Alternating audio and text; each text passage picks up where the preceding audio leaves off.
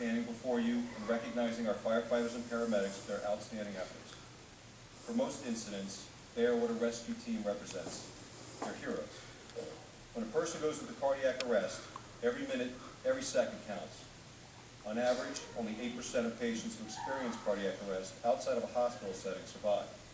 And of those, many are left with significant physical and neurological deficits. Several years ago, the American Heart Association identified what they called the chain of survival.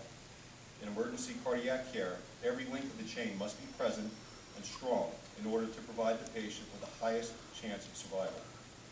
Several weekends ago, a 65-year-old gentleman collapsed at Weston Regional Park. A bystander called 911 and our firefighters and paramedics responded. 4 bystanders, Dr. Daniel Perez, Dr. George Ganakis, Dr. Luis Cardenas, and Mr. Brian Tillinghast, recognized that this patient was in cardiac arrest and began CPR. Firefighters and paramedics arrived and defibrillated this patient, established an advanced airway, and provided other advanced life support measures. Before the patient had arrived at Cleveland Clinic Hospital, he had a return of spontaneous circulation. Staff at Cleveland Clinic rushed the patient to the cardiac laboratory, where physicians removed a significant occlusion in one of his main coronary arteries. This patient survived this event and is expected to make a full recovery. For a cardiac arrest victim, this is what the rescue team looks like.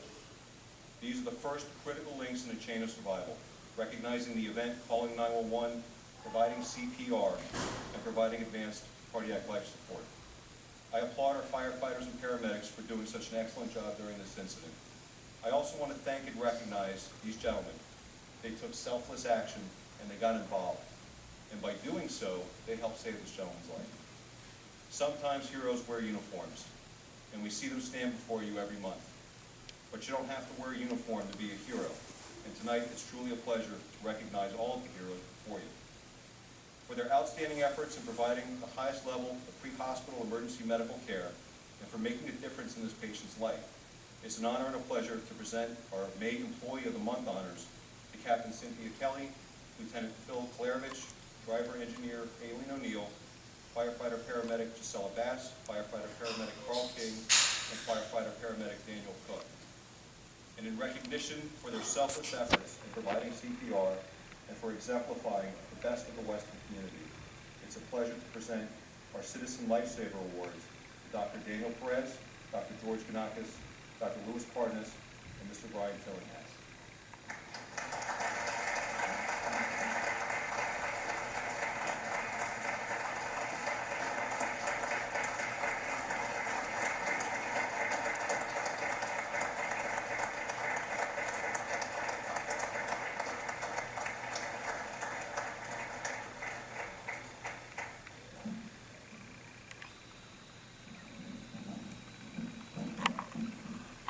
Chief, I marvel every time I have the pleasure to stand here, and the commission does, and so does everyone at home, when we get the opportunity once a month to hear about you speak about your men and women behind us here tonight, this lucky group.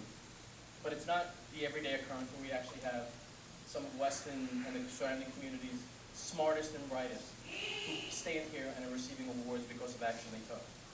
That Sunday morning, I happened to be at State Cup in Auburndale, and my phone rang telling me what was going on at the park. And I must tell you, the reaction I got from soccer dads, and I'm a soccer dad, of what went on that soccer field was pretty remarkable. Everybody doesn't understand and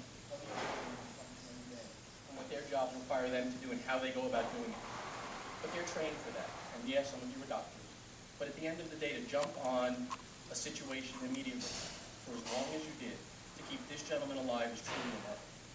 And that's a testament to who you are, to your community here, and to the bigger part of Weston. And I, on behalf of the commission, I think we're grateful not only to you all, and you would hear us express it every time, and we are.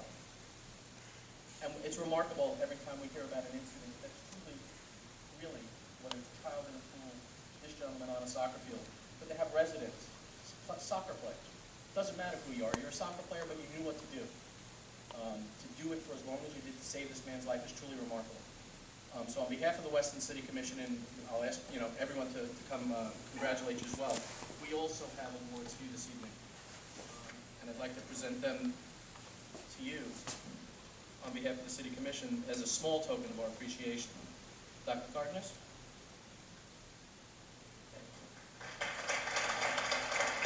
Dr. Demarcus? And Mr. Tillinghast, I know you're over here, so.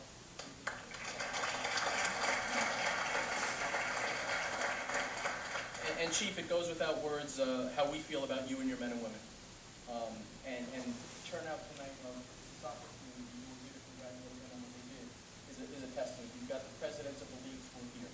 I mean, that's just a testament to the adult league and what you all do every Sunday morning, not only while you're playing, but what you did a couple of Sundays ago, and it's truly remarkable. So on behalf of the Weston City Commission and our residents and your fellow players, we thank you and congratulate you all. We thank you and look forward to seeing you all in the next few weeks, in the next few months, that'll bring you back. Keep up the good work. Congratulations.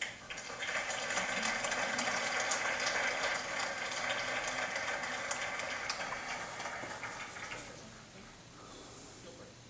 You don't have to go on. Feel free. Doctor? Not really too much to say, but you know, we take this training for a reason, and you know, we just saw a fellow citizen of Weston that needed our help, and we just sort of did what just came naturally, and we're just happy everything just turned out the right way. Thank you for. I'd like to thank everybody that we know for being here and supporting us. That's about it. Thanks. Let me lastly make one last plug. For those of you that may not be on the soccer field, you may be on a baseball field, you may be on a basketball court, take CPR. Learn what you can do as an innocent bystander to help save someone's life. Some of these gentlemen sitting here are professionals, some may not be. And at the end of the day, they knew what to do. There's a way to get trained. Reach out to Chief Bouchelon and his team. They can help teach the classes that are necessary. But this shows that the training that goes on pays off over time. So gentlemen, congratulations.